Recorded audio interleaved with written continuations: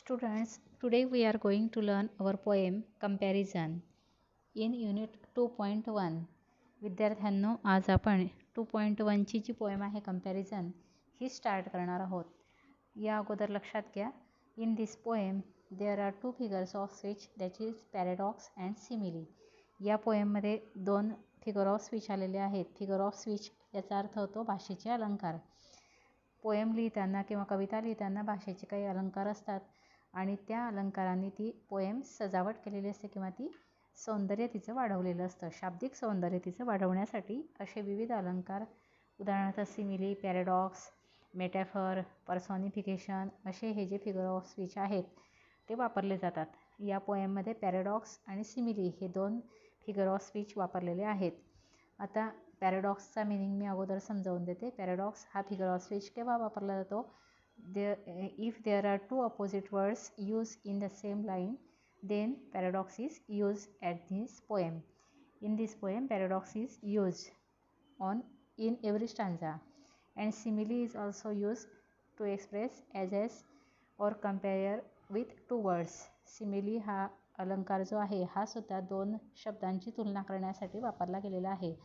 आणि हा अलंकार कशाने ओळखायचा? As, like, these words express simile. यासारखे शब्द सिमिली हा अलंकार एक्सप्रेस करतात. किंवा हे जर शब्द पोएममध्ये आलेले असले, ॲज किंवा लाईक यासारखे कंपॅरेटिव्ह वर्ड्स आलेले असले तर समजायचे सिमिली हा अलंकार आलेला आहे. आणि पॅरेडॉक्स हा विरुद्धार्थी शब्द जर त्या पोएममध्ये दोन ठिकाणी आलेले असले एका स्टांजामध्ये तर पॅरेडॉक्स असतो. विरोधाभास पॅरेडॉक्सचा अर्थ होतो. लक्षात घ्या, अशा रीतीने पोएम शिकताना आपल्याला फिगर्स ऑफ स्पीच म्हणजेच भाषेचे अलंकारसुद्धा शिकायचे आहेत. Now I am going to start my poem. So put your finger on the first line. Fast as a spaceship, slow as a snail, big as a dinosaur, small as a snail. Fast as a spaceship. स्पेसशिपचा अर्थ होतो अवकाशयान. अवकाशयानाप्रमाणे fast किंवा त्याच्याप्रमाणे वेगवान. आणि slow कशाप्रमाणे? स्नेलप्रमाणे म्हणजेच गोगलगाईप्रमाणे. Pictures of these words are given at the side of the poem. लक्षात घ्या विद्यार्थ्यांनो की इथं पिक्चर्स पण दिलेले आहेत की तुम्हाला समजण्यासाठी. स्पेसशिपचं पिक्चर दिलेलं आहे म्हणजेच अवकाशयान हे खूप फास्ट स्पीडचं असतं आणि स्नेल ही सगळ्यात स्लो असते. गोगलगाईच्या गोष्टी आपण शिकलेलो आहोत, ती गोगलगाय.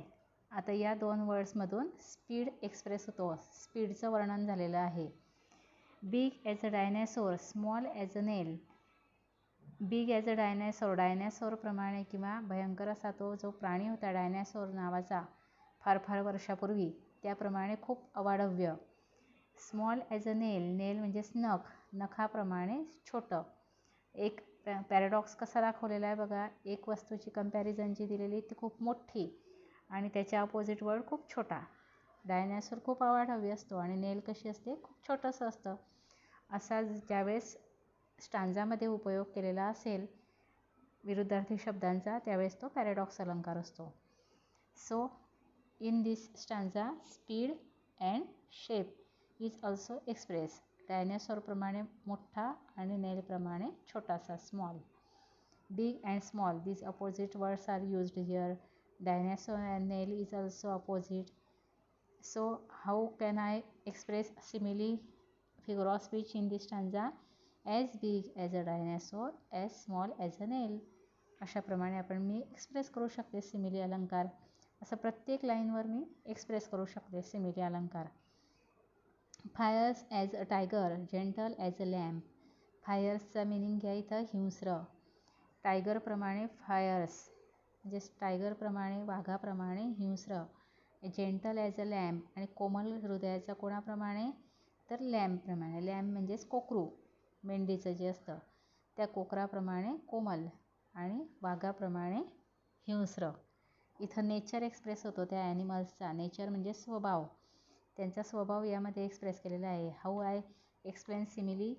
As fire as a tiger, as gentle as a lamp. In this way I can express. As fierce as a tiger, as gentle as a lamp. टायगरप्रमाणे फिअर्स, हिंस्र आणि जेंटल कोणाप्रमाणे? कोकरूप्रमाणे. विरुद्धार्थी शब्द हे सुद्धा. sour as a lemon, sweet as a jam. In these two words, in these two lines, taste is expressed. Taste म्हणजे चव express केलेली आहे. प्रत्येक 2 लाईन्समध्ये वेगवेगळ्या याचं वर्णन केलेलं आहे. आता या 2 लाईन्समध्ये लेमनची टेस्ट कशी असते? आंबट.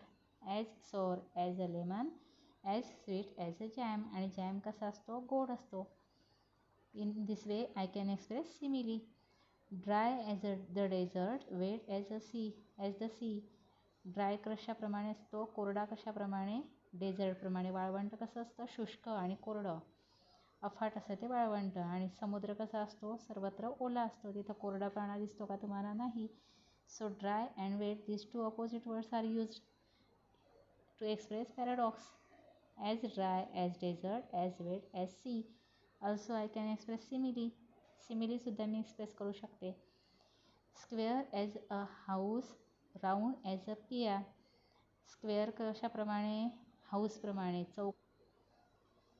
Square as a house, round as a pea. Pea means वटाणा. वटाण्याप्रमाणे गोलाकार. गोला असतो ना वटाणा. आणि हाऊस कसं असतं? चौकोनी. इथं शेप तुम्हाला एक्सप्रेस केलेला आहे. In this 2 lines shape is expressed. प्रत्येक 2 लाईन्समध्ये वेगवेगळं वर्णन आहे बघा.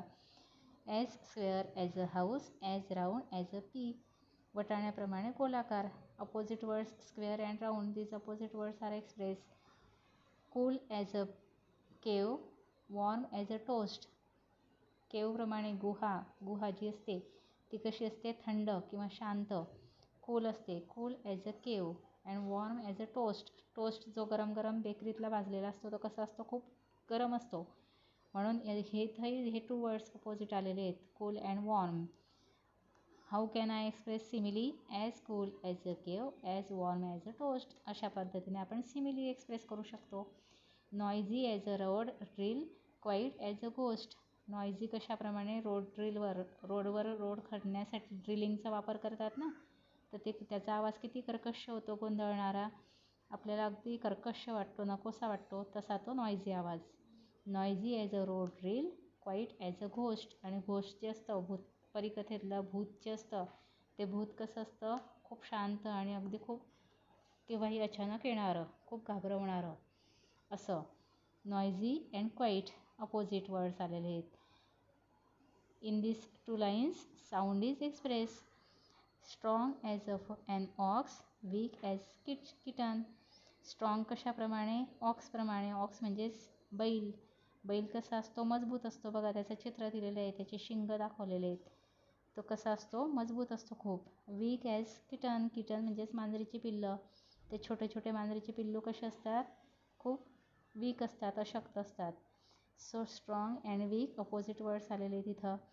Hard as a rock, soft as a mitten. Hard म्हणजेच काय? कठीण, कडक, मजबूत. कठोर कशाप्रमाणे? रॉकप्रमाणे. सॉफ्ट कशाप्रमाणे? हँडग्लोव्जप्रमाणे. हँडग्लोव्ज, मिटनचा मिनिंग घ्या, हँडग्लोव्ज. हातातले जे तुम्ही हँडग्लोव्ज सध्या वापरतायत ना कोविडच्या काळात, ते कसे असतात? खूप सॉफ्ट असतात. So hard and soft, these 2 opposite words are expressed paradox.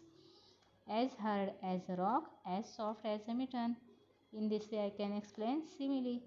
Dark as a tunnel, light as the moon. Dark कशाप्रमाणे? गडद कशाप्रमाणे? डार्कचा मिनिंग घ्या, बोगद्याप्रमाणे. बोगदा कसा असतो? खूप गडद असतो, त्यात शिरल्यानंतर खूप अंधार, काळोख. लाईट कशाप्रमाणे? As the moon. आणि मून, आकाशात चंद्र आल्यानंतर कसं होतं? मंद असा उजेड पडतो. म्हणून dark and light, this opposite words express brightness. Night time midnight, day time Noon. Night टाईमचा मिडनाईट म्हणजेच मध्यरात्र.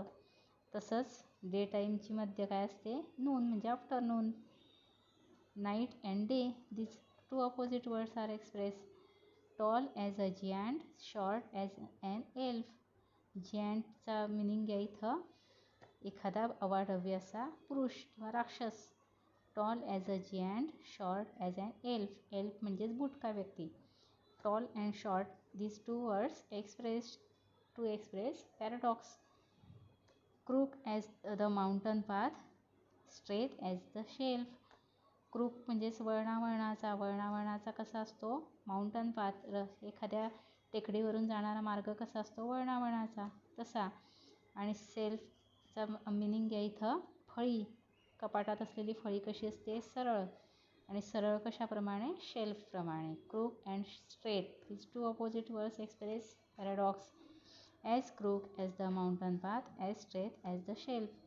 The world is full of opposites, so think of some yourself.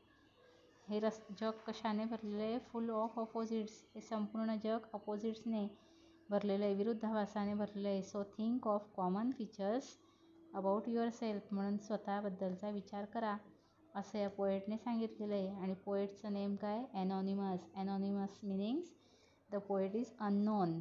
कवी हा कोण आहे हे माहीत नाही आहे. आता थोडंसं पोएटिकल या पोएमकडे बघा. मी आता फक्त 2 मिनटात तुम्हाला सांगते. In the first 2 lines, fast, slow, these two opposite words are given. In third and फोर्थमध्ये big and small, these two opposite words. 5th and 6th मध्ये Fyers and gentle. 7th and 8th मध्ये sour and sweet, dry and wet, square and round, cool and warm, noisy and quiet, strong and weak, hard and soft, dark and light, night time and day, tall and short, crook and straight. This opposite words appear in this poem. हे opposite words या पोएममध्ये आलेले आहेत. आणि या opposite वर्ड्समधून आपल्याला paradox हा figure of speech लक्षात येतो. हे जाणून घ्या तुम्ही. आणि त्याचबरोबर सिमिली हा अलंकारसुद्धा यामध्ये आलेला आहे. ॲज ॲजचा वापर आलेला आहे, त्यामुळे सिमिली अलंकार हा एक्सप्रेस झालेला आहे. आता या पोएममधली आपण रायमिंग स्कीम जाणून घेऊया. Spaceship, snail, dinosaur and nail. In this 4 lines, spaceship you have to given A, snail B, dinosaur C and नेलला परत बी येतं आहे बघा, स्नेल, नेल. सो रायमिंग स्कीम कोणती आली आहे, A B C B. A B C B ही रायमिंग स्कीम आलेली आहे. अशी प्रत्येक स्टांजामध्ये जर तुम्ही ऑब्झर्वेशन केलं तर rhyming scheme A B C B आलेली आहे. पोएटिकल डिवाइस हा लक्षात घ्या. आता फर्स्ट 2 लाईन्समध्ये स्पीड एक्सप्रेस झालेला आहे.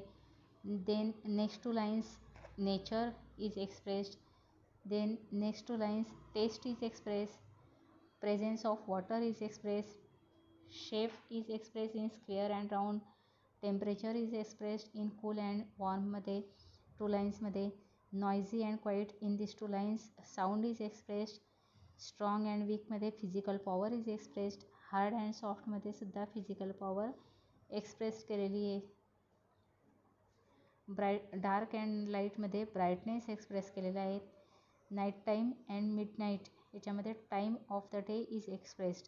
अँड टॉल अँड शॉर्टमध्ये हाईट इज एक्सप्रेस्ड.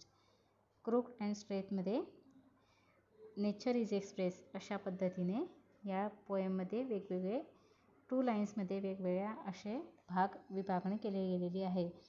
अशा रीतीने ही पोएम अभ्यासा आणि पोएटिकली तिचा अभ्यास तुम्ही डीप मिनिंग जाणून घ्या आणि लक्षात घ्या. सो डीप मिनिंग काय याचा, the world is full of opposites, so think of your self. So be careful.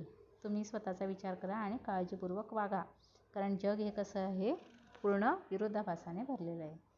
Okay, bye.